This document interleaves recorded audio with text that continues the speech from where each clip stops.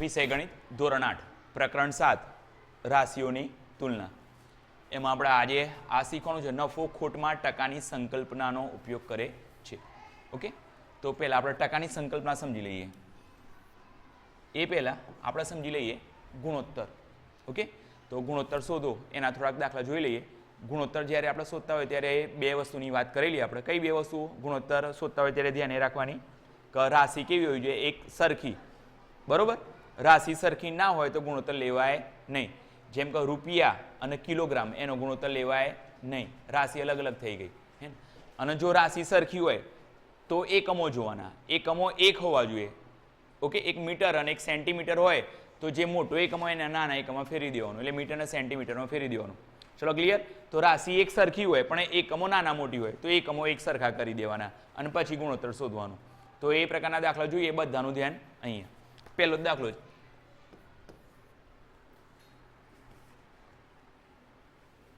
હા, ઝડપ 15 કિલોમીટર પ્રતિ કલાક, કિમી પ્રતિ કલાક. આ કોની ઝડપ છે? તો ભાઈ સાયકલની ઝડપ. અહીંયા લખું સાયકલની ઝડપ છે ભાઈ.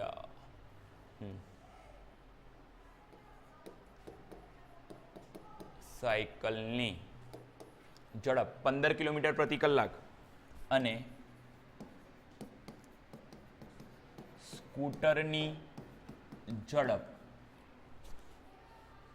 30 કિલોમીટર પ્રતિ, આમ પણ લખાય, આમ પણ લખાય અને આમ પણ લખાય, આડો લીટો કરીને, પ્રતિ કલાક. શું બોલે બેટા? કિલોમીટર પ્રતિ કલાક.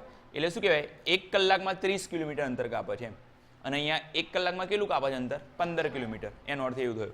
અને આ જે રાશિ છે એનું નામ શું બેટા? ઝડપ. આ એના એકમ છે. કિલોમીટર પ્રતિ કલાક કોનો એકમ છે? ઝડપ. ઝડપ એ રાશિ કહેવાય. ઓકે, સારું. હા, તો આ બેનો ગુણોત્તર લેવાનો છે. તો અહીંયા રાશિ જોઈ લો, ઝડપ અને સ્કૂટરની પણ શું છે ભાઈ? ઝડપ. એટલે રાશિ કેવી છે? સરખી. રાશિ સરખી એટલે ગુણોત્તર લેવાશે. હવે જુઓ એકમો. તો અહીંયા જે એકમ છે તો કયું છે? હવે એકમ ક્યાં તમને જોવા મળશે? સંખ્યા હોય ને એની જોડે એકમ જોવા મળશે. તો અહીંયા સંખ્યા કઈ છે? 15. તો કિલોમીટર ભાગ્યા કલાક અથવા કિલોમીટર પ્રતિ કલાક.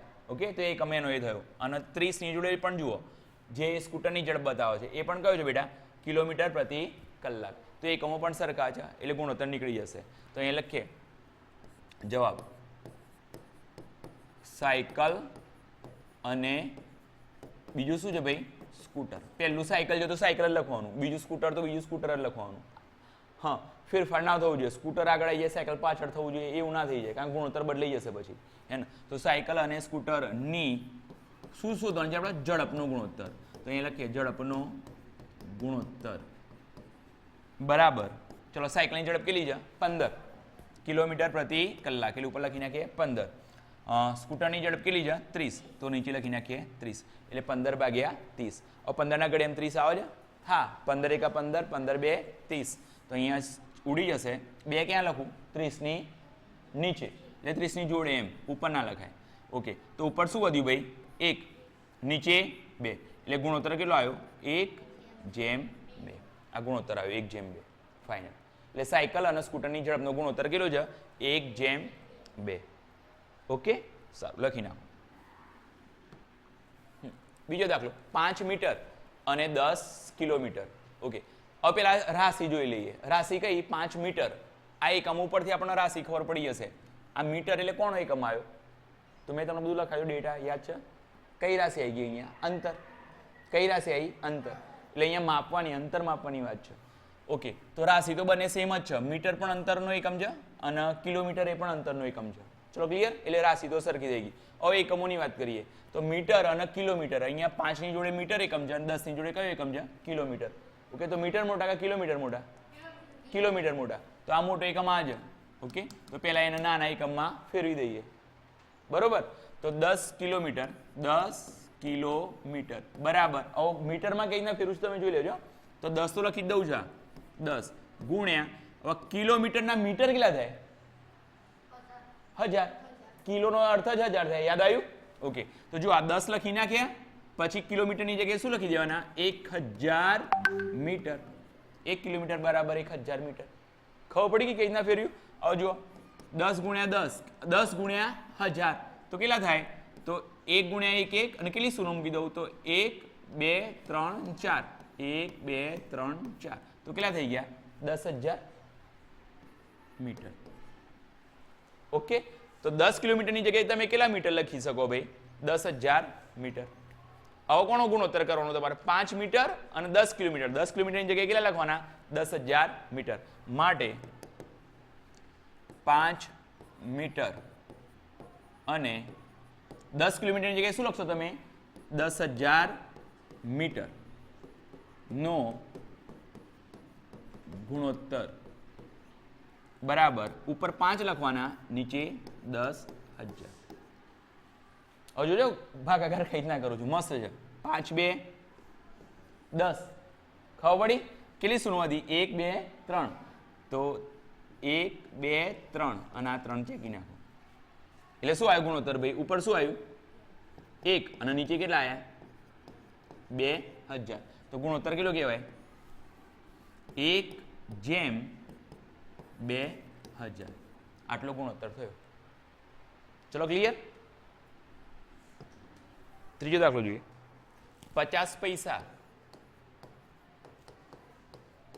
અને 5 રૂપિયા. ઓકે, એક રાશિ સરખી? હા કે ના? હા, કઈ રાશિ? નાણાં. એના બે એકમો રૂપિયા અને પૈસા. એટલે એકમો જુદા છે. અહીંયા એકમ હંમેશા છે ને સંખ્યાની જોડે હશે, હે ને? તો અહીંયા જો આ એકમ કયો આવ્યો? 50ની જોડે પૈસા, અને અહીંયા કયો એકમ આવ્યો? રૂપિયા. તો અહીંયા એકમો જુદા જુદા છે. મોટા કયા કહેવાય? પૈસા મોટા કે રૂપિયા મોટા? રૂપિયા મોટા. કોણ મોટું બેટા? રૂપિયા. તો રૂપિયાનું શું બનાવી દઈએ? પૈસા. ઓકે, તો અહીંયા જે રૂપિયા છે એના પૈસામાં બનાવીએ તો અહીં 5 રૂપિયા. જોજો કઈ રીતના બનાવું છું, બધામાં સેમ જ સ્ટાઇલ. 5 રૂપિયા બરાબર 5 લખી દેવાના. ઓકે, અને આ રૂપિયા એટલે કેટલું સમજવાનું? 1 રૂપિયો અથવા રૂપિયા. બરોબર, તો 1 રૂપિયાના પૈસા કેટલા થાય? 1 રૂપિયાના પૈસા 100. તો અહીંયા લખવાનું ગુણ્યા 100 પૈસા. આ રૂપિયાને શું કર્યું? 100 પૈસા બનાવી દીધા. ઓકે, હવે ગુણાકાર કરીએ તો 5 એકા 5 અને પેલી 2 શૂન્ય એટલે કેટલા પૈસા થઈ ગયા? 500 પૈસા થઈ ગયા. થઈ ગયા.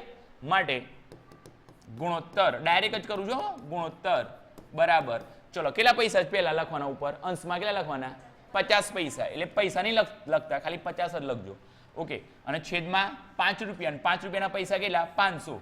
એકમો સરખા હોય એ જ લખવાના, 5 ના લખી દો, ને તો દાખલો ખોટો પડશે. ઓકે, હવે જુઓ તો જુઓ 1 શૂન્ય ગઈ, 1 શૂન્ય ગઈ. 5 10 50. ઓકે, એટલે ઉપર શું વધ્યું? 1, નીચે 10. તો આને કઈ રીતના લખાય? કોણ કહેશે?